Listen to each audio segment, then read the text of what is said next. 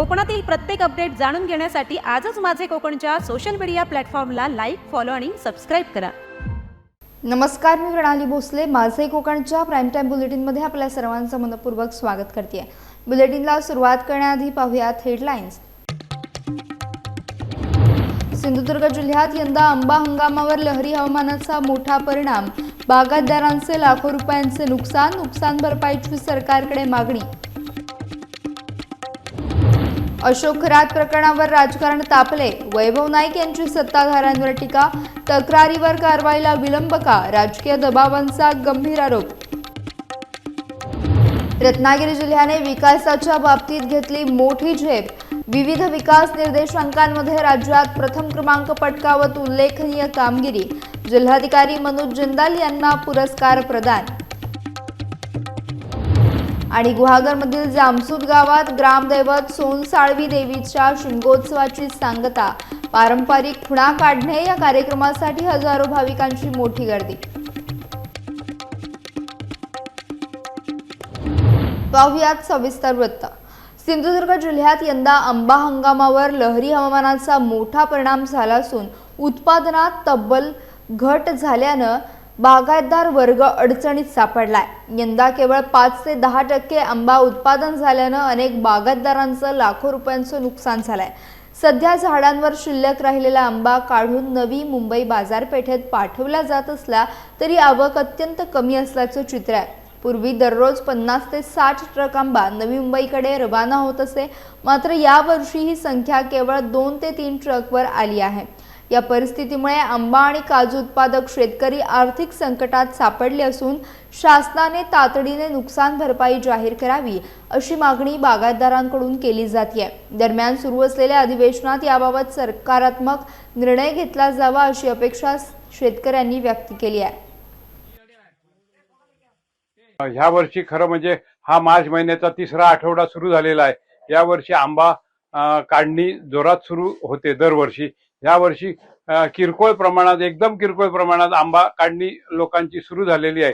दरवर्षी ह्या आठवड्यात संपूर्ण वेंगुर्ला किंवा देवगड या ठिकाणावरून जवळजवळ बऱ्याच गाड्या ट्रान्सपोर्टच्या सुटत असतात।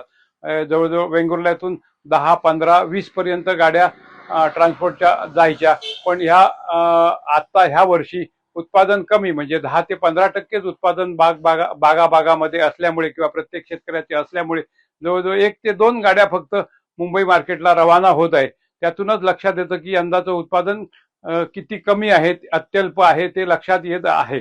आणि ह्या सगळं जे आज आम्हाला हे जे नैसर्गिक आपत्ती आमच्यावर आलेली आहे त्या दृष्टीने आम्ही सरकारकडे आंबा नुकसानीसाठी मागणी केलेली आहे की लवकरात लवकर आम्हाला मिळावी अशी आमच्या सर्व शेतकरी बागायतदारांची अपेक्षा आहे।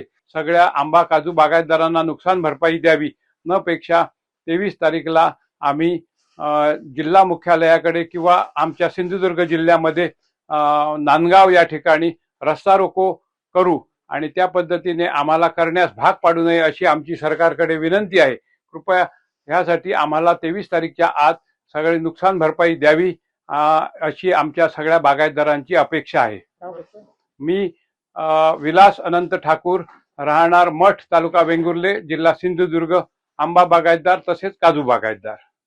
राज्यात भोंदूबाबा अशोक खरात प्रकरणानं चांगला जोर धरला असून आता या प्रकरणावरून राजकीय आरोप प्रत्यारोपांचं वादळ उठलंय। शिवसेना उद्धव बाळासाहेब ठाकरे पक्षाचे माजी आमदार वैभव नाईक यांनी सत्ताधारी आणि गृह विभागावर जोरदार टीका करत अनेक गंभीर प्रश्न उपस्थित केले। पीडित महिलेनं सुमारे वर्षभरापूर्वी तक्रार दाखल करूनही कारवाईला विलंब का झाला, तसेच तपास पूर्ण होऊन प्रकरण दाबून ठेवण्याचा प्रयत्न झाला का, असा थेट सवाल नाईक यांनी उपस्थित केला।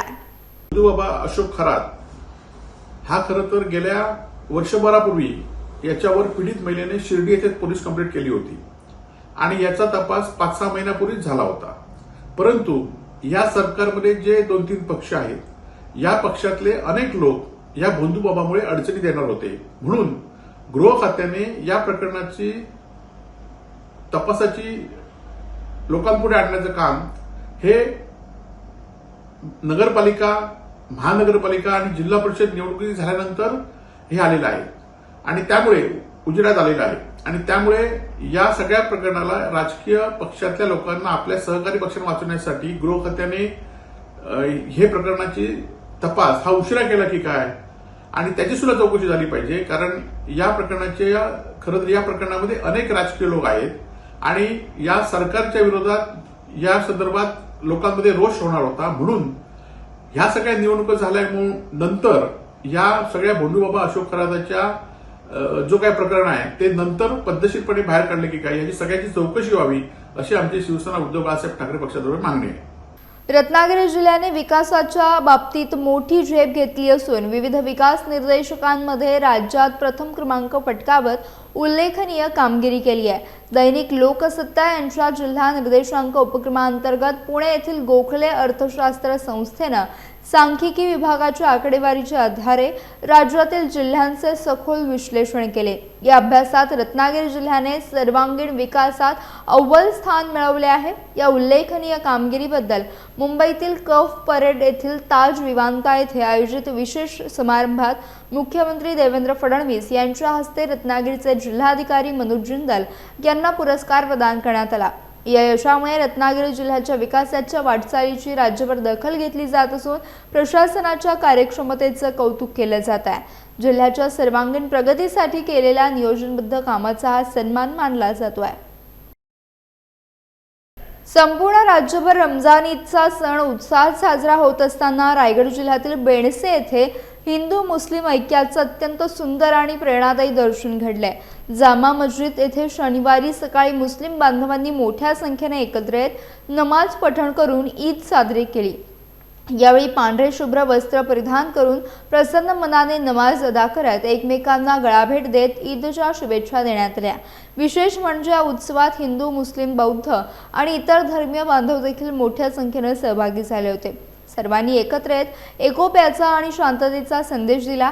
मुस्लिम बांधवांनी उपस्थितांना गुलाब पुष्प आणि गोड पदार्थ देत आपुलकीने शुभेच्छा दिल्यात. लहान मुलांपासून ते ज्येष्ठांपर्यंत सर्वांमध्ये उत्साहाचं वातावरण पाहायला मिळालं. बेणसे ज्योतिर्पाडा परिसरात अनेक वर्षांपासून सर्व धर्मीय बांधव गुण्यागोविंदानं नांदत असून एकमेकांच्या सणांमध्ये सहभागी होण्याची परंपरा कायम आहे. दरम्यान कोणताही अनुचित प्रकार घडू नये यासाठी नागोठणे पोलिसांनी कडेकोट बंदोबस्त ठेवला होता. या कार्यक्रमाचे अध्यक्ष अजिम बेनसेकर यांनी सर्व उपस्थितांचे आभार मानले. रत्नागिरी जिल्ह्यातील गुहागर जामसूद गावात ग्रामदैवत सोनसाळवी देवीच्या शिमगोत्सवाची सांगता अत्यंत भक्तिमय आणि उत्साहपूर्ण वातावरणात पार पडली. गुढीपाडव्याच्या दुसऱ्या दिवशी साजऱ्या होणाऱ्या शिंपणे उत्सवाच्या निमित्तानं आयोजित करण्यात आलेल्या पारंपरिक खुणा काढणे या कार्यक्रमासाठी हजारो भाविकांनी मोठी गर्दी केली. महिनाभर चाललेल्या गावभेटीनंतर देवीची पालखी मंदिरात दाखल होताच परिसरात भक्तीचा माहोल निर्माण झाला. ढोल ताशे आणि सनईच्या निनादात ग्रामस्थांनी पालखी नाचवत उत्सव साजरा केला. या उत्सवाचे मुख्य आकर्षण असलेली खुणा काढणे ही परंपरा शेकडो वर्षांपासून सुरू आहे. या प्रथेनुसार भाविक आपली मनोकामना व्यक्त करून नारळ जमिनीत लपवतात आणि पालखीचे भोई तो नारळ शोधून काढतात. ही कृती यशस्वी झाली तर मनोकामना पूर्ण होते अशी भाविकांची श्रद्धा आहे.